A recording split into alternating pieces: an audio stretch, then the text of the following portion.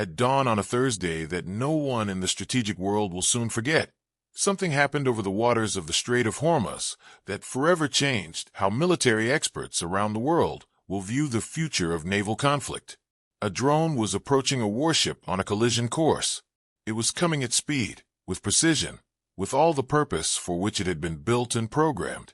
And then, in a fraction of a second that the human eye could never perceive, it simply fell. There was no dramatic explosion.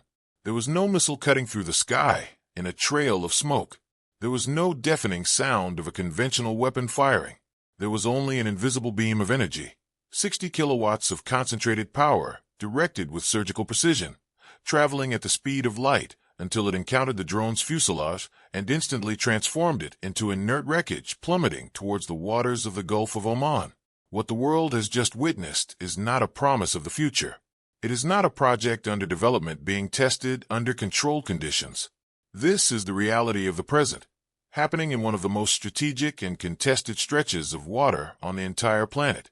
The Strait of Hormuz, that stretch of sea only 34 kilometers at its narrowest point, through which approximately 20% of all the oil consumed in the world passes every day, has once again become the center of global attention.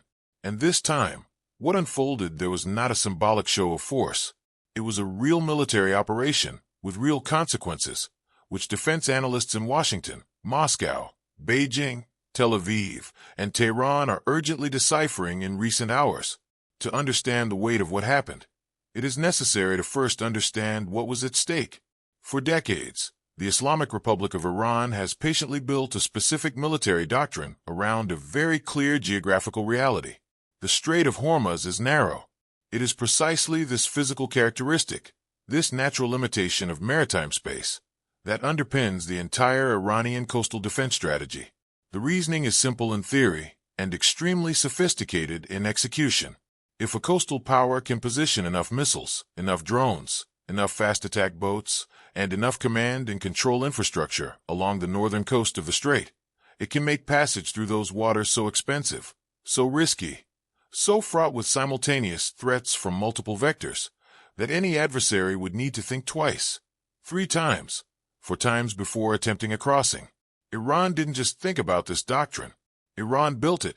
It invested years and billions of dollars erecting reinforced coastal missile batteries, installing radar networks capable of providing precise target data to these batteries, developing command and control infrastructure distributed across multiple points along the strait, positioning entire squadrons of fast attack boats in sheltered coves and on the islands they control, and developing drone launch capabilities on a scale that allows it to send entire swarms into the engagement zone in a matter of minutes. The implicit message of this architecture was clear to any military analyst with access to intelligence data. Attempting to pass through the Strait of Hormuz without Iranian consent would come at a very high price. And then came the day when this doctrine was truly tested, not in simulation, not in exercise, not in a hypothetical wargame scenario, tested in real conditions, against real adversaries, with real weaponry flying and real ships sailing those waters. 3 U.S. Navy destroyers began transiting the strait towards the Gulf of Oman, and what followed was one of the most intense and revealing engagement sequences that the modern military world has ever witnessed in real time. The Iranian response was exactly what its doctrine predicted: a coordinated saturation attack, designed to overwhelm the defense systems of American ships with more simultaneous threats than they could process. Fast attack boats approaching from multiple vectors at the same time. Swarms of drones departing from the north coast in successive waves. Ballistic and cruise missiles launched from land-based installations, each following a different trajectory, at different altitudes, with different speeds. It is precisely this type of multiple, simultaneous attack that Iranian military planners have spent years developing, because the theory behind it is sound. If you force the defender to track and engage dozens of independent threats at the same time, coming from different directions, the statistical probabilities work in their favor. Something will get through. But something didn't. Nothing got through. And the technical reason why nothing got through has a specific name that every naval defense analyst knows well: the Aegis Combat System. Installed aboard each Arleigh Burke-class destroyer, that forms the core of American naval power. Aegis is not a point defense system designed to engage one threat at a time in an ordered sequence. It is an integrated radar and weapons management architecture capable of simultaneously tracking over 100 distinct targets, prioritizing them according to real-time calculated threat assessment, determining the most efficient interception solution for each, and executing all these solutions simultaneously using different weapon categories. Ballistic and cruise missiles were assigned to the SM-6 and SM-2 interceptors. Threats that survived the outer layers encountered short-range defense systems, and what still managed to penetrate encountered the final barrier. No threat reached the hull of any of the three ships. Meanwhile, the fast attack boats approaching from the surface encountered a response that Iranian coastal warfare doctrine had not adequately anticipated. The Apache attack helicopters embarked on the destroyers. The AH-64 Apache represents a specific tactical evolution that completely transforms the problem that fast attack boats were designed to create. The Hellfire missiles carried by the Apache can hit surface boats at much greater distances than the range of any armament these boats might carry on board. The M230 automatic cannon is capable of destroying unarmored fiberglass structures in a single second of directed fire. The boats that made up the first wave of the attack were engaged and neutralized before reaching the effective range of the targeting ships. Those that tried to keep advancing met the same result. Those that tried to disperse didn't always manage to do so quickly enough. And then came the drones.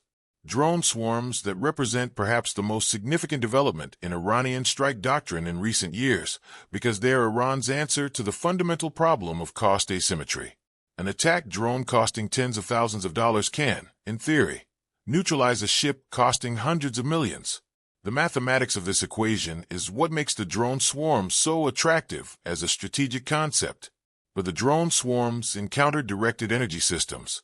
And it was here that the moment that opened this account occurred, that invisible 60-kilowatt beam traveling at the speed of light, striking the fuselage, overheating the guidance sensor, destroying flight capability without any physical projectile, without any missile, without any ammunition that needs to be replaced.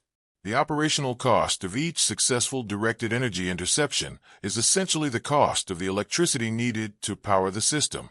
The cost asymmetry that the drone swarm was designed to exploit is completely reversed when the defender uses directed energy instead of conventional missiles.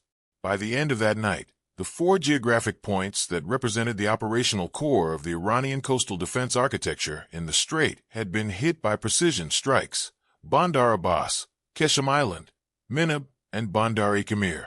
Missile batteries silenced. Radar installations out of operation. Command posts destroyed. The infrastructure that Iran had spent years building, that architecture specifically designed to make the Strait of Hormuz an insurmountable obstacle to American naval power, had been systematically dismantled in a single night of operations.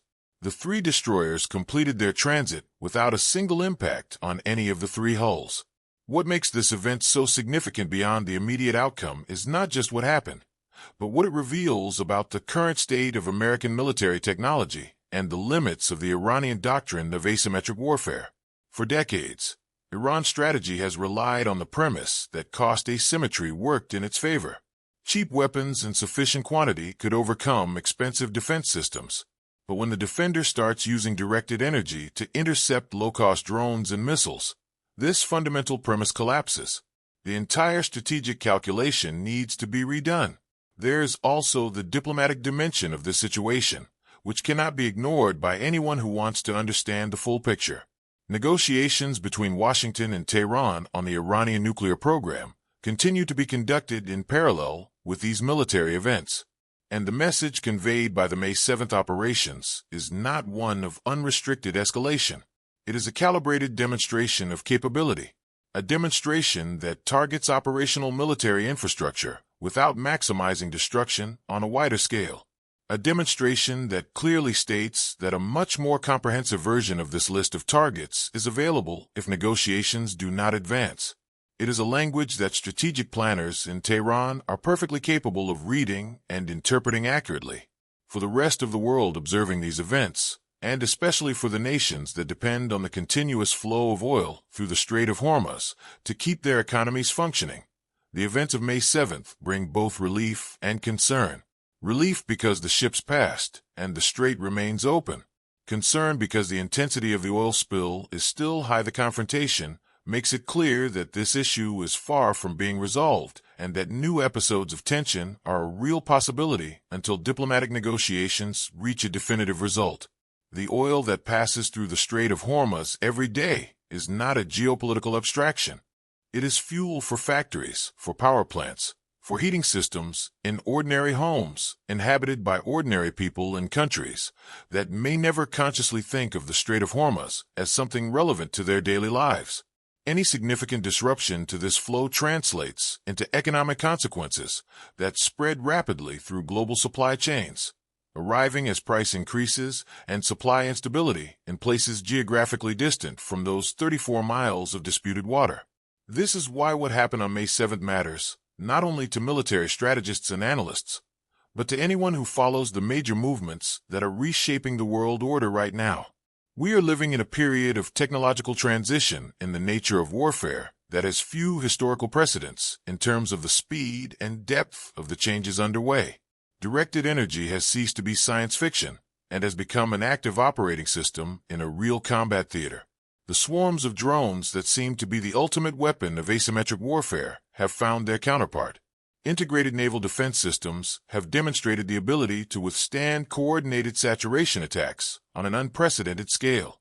The Strait of Hormuz remains what it has always been: 34 kilometers of water through which the fuel that keeps the global economy running passes, controlled by a geography that gives Iran an extraordinary position of influence, while simultaneously exposing it to the consequences of using that influence in a way that provokes a full-capacity American response.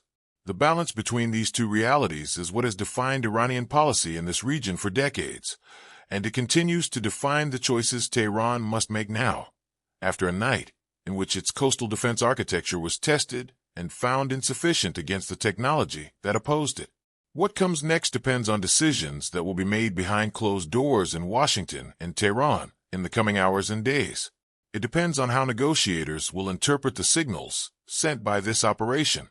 It depends on how Iranian military planners will assess what they have learned about the capabilities they have faced. It depends on whether the still open diplomatic window will result in an agreement that removes this region from the brink of wider conflict, or whether new episodes of tension will follow while this window remains open without being crossed. The world continues to watch, and the Strait of Hormuz remains the place where the future of the global energy order and the future of military technology meet, in a stretch of water only 34 kilometers wide.